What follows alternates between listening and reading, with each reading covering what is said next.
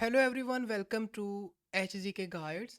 क्या आप एक अंडर ग्रेजुएट प्रोग्राम के स्टूडेंट हैं या पोस्ट ग्रेजुएट प्रोग्राम के स्टूडेंट हैं और स्टडी करना चाहते हैं अपने डिग्री प्रोग्राम को फ्रॉम अब्रॉड? तो आज हम बात करने जा रहे हैं एक ऐसी यूनिवर्सिटी के बारे में जो इंटरनेशनल स्टूडेंट को $10,000 तक की जो स्कॉलरशिप है वो प्रोवाइड कर रही है।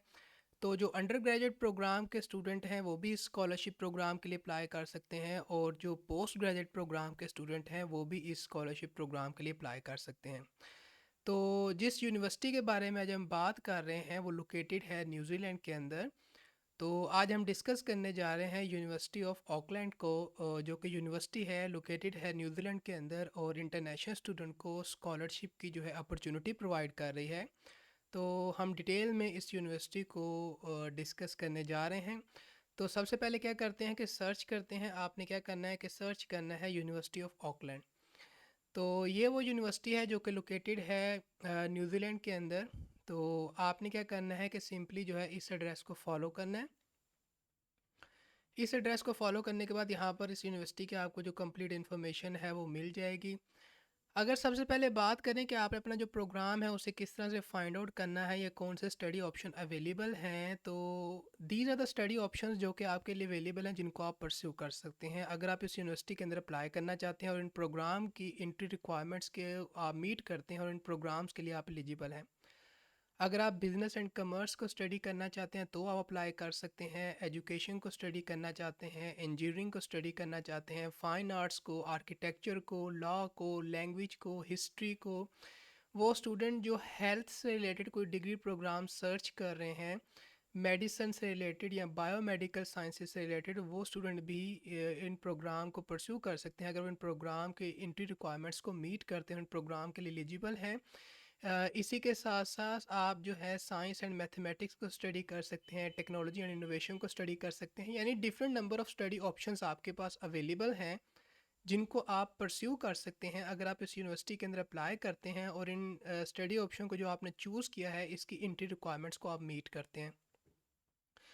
तो अगर आप अपना प्रोग्राम जो है उसे फाइंड आउट करना चाहते हैं तो आप अपने प्रोग्राम को यहाँ से भी फाइंड आउट कर सकते हैं और अपने प्रोग्राम को यहाँ से भी अकॉर्डिंग टू सर्टेन क्राइटेरिया भी फाइंड आउट कर सकते हैं। तो ये डिफरेंट प्रोग्राम्स हमारे पास यहाँ पर लिस्ट डाउन हुए हुए हैं, आप चेक कर सकते हैं और यहाँ से आप जो है इन प्रोग्राम की कंप्लीट लिस्ट भी देख सकते हैं। और ये कुछ सब्जेक्ट्स हमारे पास लिस्ट डाउन हुए हुए हैं तो आप उनकी यहाँ से कंप्लीट लिस्ट भी देख सकते हैं। तो बहुत सारे प्रोग्राम अवेलेबल हैं यहाँ पर। आपको बताया जा रहा है कि प्रोग्राम जो है वो साइंस का है, आर्ट्स का है, या whatever the programme is. और यहाँ पर प्रोग्राम का नेम है और इसके सामने जो डिग्री है उस प्रोग्राम की उसको मेंशन किया गया है। तो इन प्रोग्राम में से जो भी आपका प्रोग्राम है आप उसको यहाँ से भी सर्च कर सकते हैं, यहाँ से और यहाँ से भी आप उसकी कंप्लीट लिस्ट देख सकते हैं। अकॉर्डिंग टू जो सब्जेक्ट्स है आप उसको भी देख सकते हैं। तो जो भी आपका डिज़ायर्ड प्रोग्राम है अगर वो अवेलेबल है इस यूनिवर्सिटी की तरफ से तो आप उसको डेफिनेटली परस्यू कर सकते हैं अगर आप उसकी एंट्री रिक्वायरमेंट्स को मीट करते हैं।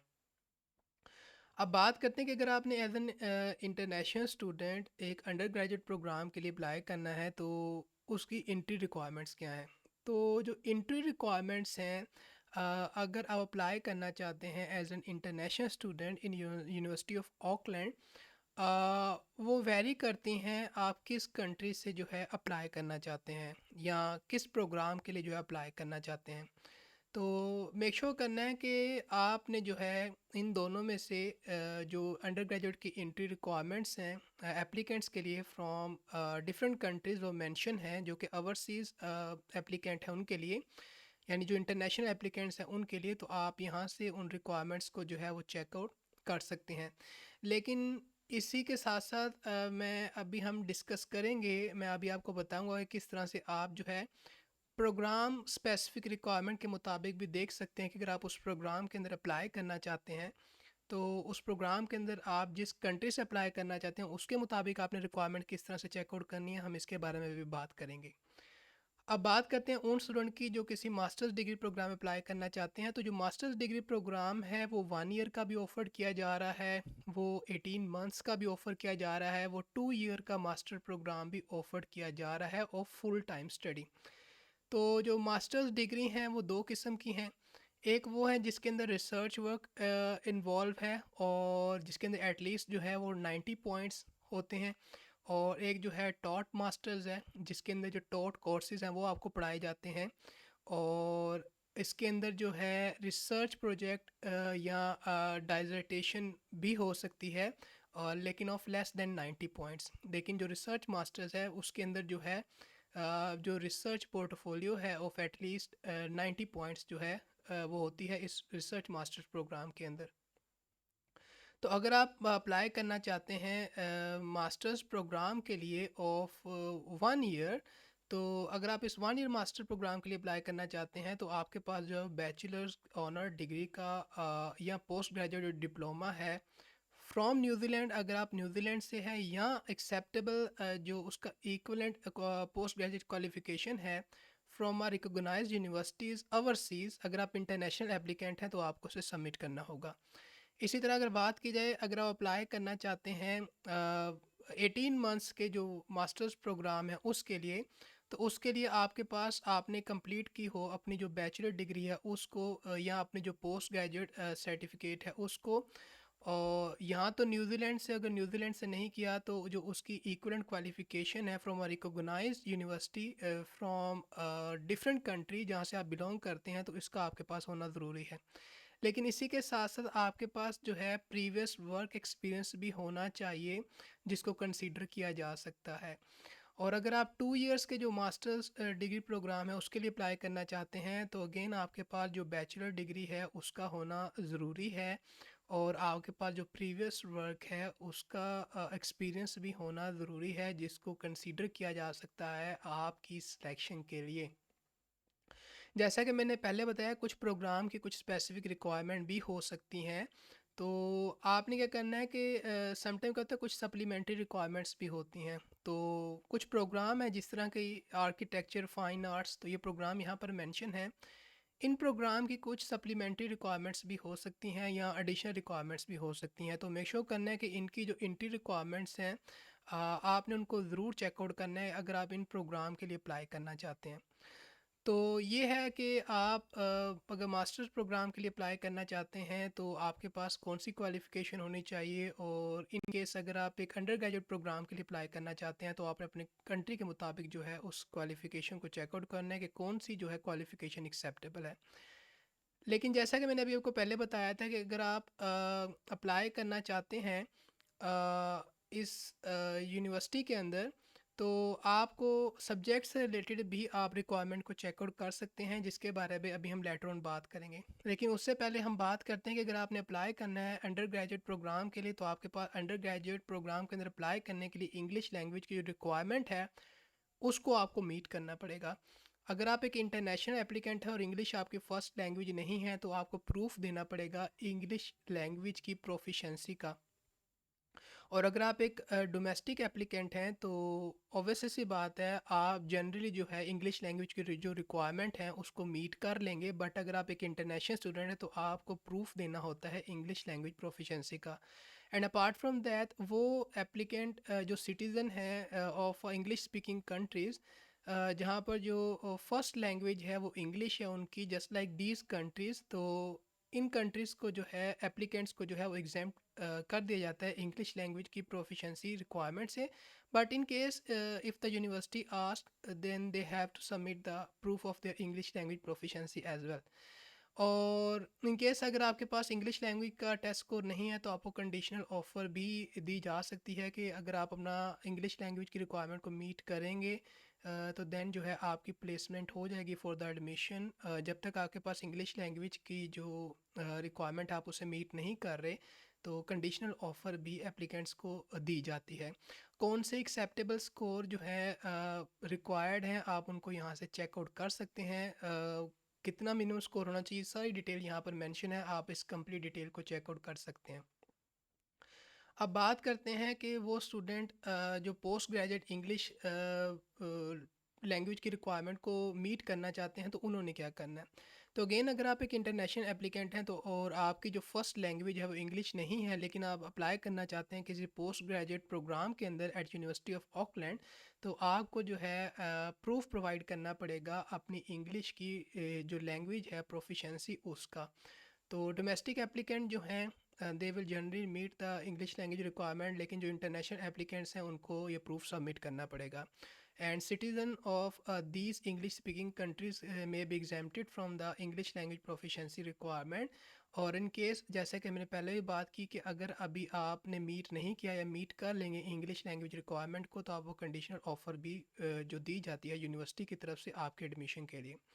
और यहाँ पर जो है कौन से टेस्ट स्कोर एक्सेप्टेबल हैं, उनका मिनिमम क्राइटेरिया क्या है, वो यहाँ पर क्लियरली मेंशन है।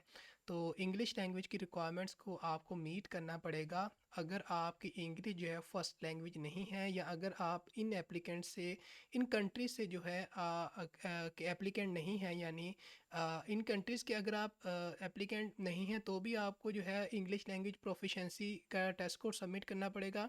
लेकिन अगर आप इन कंट्रीज़ के एप्लीकेंट हैं, स्टूडेंट हैं, इन कंट्रीज से अप्लाई कर रहे हैं जहाँ पर जो इंग्लिश है वो फर्स्ट लैंग्वेज है, तो ऐसे एप्लीकेंट को एग्जेम्प्ट किया जा सकता है। यानी अगर यूनिवर्सिटी की तरफ से कहा जाएगा तो then they have to submit it, but if the university don't ask for the proof, they will be exempted from providing the English language proficiency test score। तो ये इंग्लिश लैंग्वेज की रिक्वायरमेंट है। अब बात करते हैं कि जैसा कि मैंने पहले बताया था कि वो स्टूडेंट जो किसी अंडर ग्रेजुएट प्रोग्राम के लिए अप्लाई करना चाहते हैं, उन्होंने अपनी रिक्वायरमेंट को चेकआउट करना होता है अकॉर्डिंग टू द कंट्री, वो जिस कंट्री से अप्लाई करना चाहते हैं। तो यहाँ पर आप क्या कर सकते हैं कि अपने सब्जेक्ट के मुताबिक भी उस रिक्वायरमेंट को देख सकते हैं अगर आप एक अंडर ग्रेजुएट प्रोग्राम के लिए अप्लाई करने जा रहे हैं।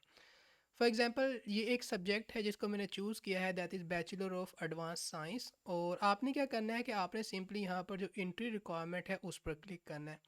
और जैसे ही एंट्री रिक्वायरमेंट पे क्लिक करेंगे, या जो भी प्रोग्राम आपने चूज़ किया है अपना अंडर ग्रेजुएट डिग्री प्रोग्राम के लिए, आपने उसकी एंट्री रिक्वायरमेंट को जो है चूज़ करना है।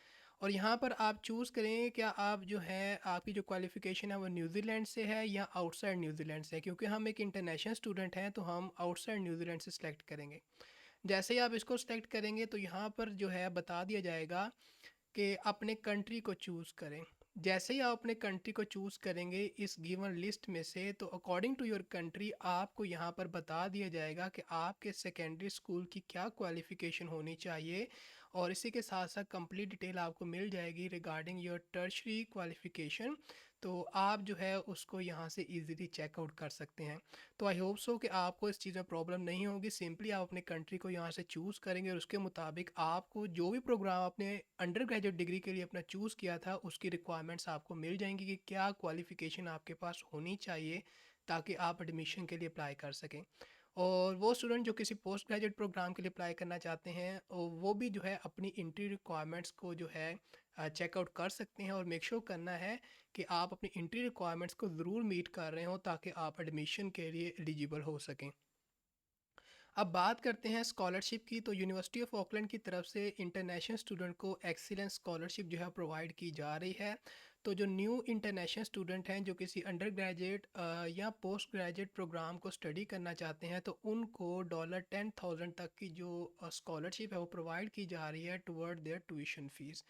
और अगर बात की जाए एप्लीकेशन स्टेटस की, तो एप्लीकेशन जो है वो अभी ओपन नहीं हुई, बट अपने आप को प्रिपेयर करें क्योंकि एप्लीकेशन जो है वो 10 अक्टूबर 2023 को ओपन होने वाली हैं। तो कौन एप्लीकेबल, अगर स्टडी की बात की जाए तो जो फुल टाइम एनरोलमेंट है, अगर आप एक फुल टाइम एप्लीकेंट हैं और एनरोल्ड हैं मास्टर्स प्रोग्राम के अंदर, या मास्टर्स बाय जो थीसिस प्रोग्राम है उसको एक्सक्लूड किया जा रहा है, यानी वो प्रोग्राम के एप्लीकेंट आप नहीं होने चाहिए। तो अगर आप मास्टर्स प्रोग्राम के एप्लीकेंट हैं या एक अंडर ग्रेजुएट डिग्री प्रोग्राम के एप्लीकेंट हैं और एक फुल पेइंग आप इंटरनेशनल स्टूडेंट हैं, तो आप एलिजिबल हैं। और ओपनिंग डेट है 10th of October 2023 for semester 1 intake. और जो क्लोजिंग डेट है that is 21 November 2023 for semester 1 intake. Duration जो है वो 1 ईयर का है, यानी 1 ईयर के लिए स्कॉलरशिप प्रोवाइड की जाएगी। और फॉर ट्यूशन फ़ी के लिए आपको स्कॉलरशिप प्रोवाइड की जाएगी। 50 number of total scholarship offer की जाएंगी। और अगर बात की जाए कितनी अमाउंट प्रोवाइड की जाएगी, तो दिस इज़ द अमाउंट जो कि आपको प्रोवाइड की जाएगी अगर आप एक पोस्ट ग्रेजुएट प्रोग्राम को स्टडी करना चाहते हुए, या अगर आप एक अंडर ग्रेजुएट प्रोग्राम को स्टडी करना चाहते हुए और आप एलिजिबल हुए इस स्कॉलरशिप प्रोग्राम के लिए, तो आपको इतनी अमाउंट प्रोवाइड की जाएगी। अब आपके माइंड में एक क्वेश्चन होगा कि अगर हमने इस स्कॉलरशिप के लिए अप्लाई करना है तो हमने अप्लाई किस तरह से करना है। तो आपने जब स्कॉलरशिप के लिए अप्लाई करना है तो आपने अपनी एप्लीकेशन को सबमिट करना है स्कॉलरशिप ऑफिस में, ताकि आपको इस स्कॉलरशिप के लिए कंसीडर किया जा सके। तो अगर आप चाहते हैं कि न्यूजीलैंड से स्टडी करें and that to with a scholarship for your postgraduate study programme और for your undergraduate study programme, तो आप इस अपॉर्चुनिटी को कंसीडर कर सकते हैं। तो आई होप सो कि जो आज की अपॉर्चुनिटी थी आपके लिए हेल्पफुल थी, जो इन्फॉर्मेशन थी आपके लिए हेल्पफुल थी। तो आज के लिए इतना ही, मिलते हैं आपको किसी नई अपॉर्चुनिटी के साथ। So till then take care and good bye.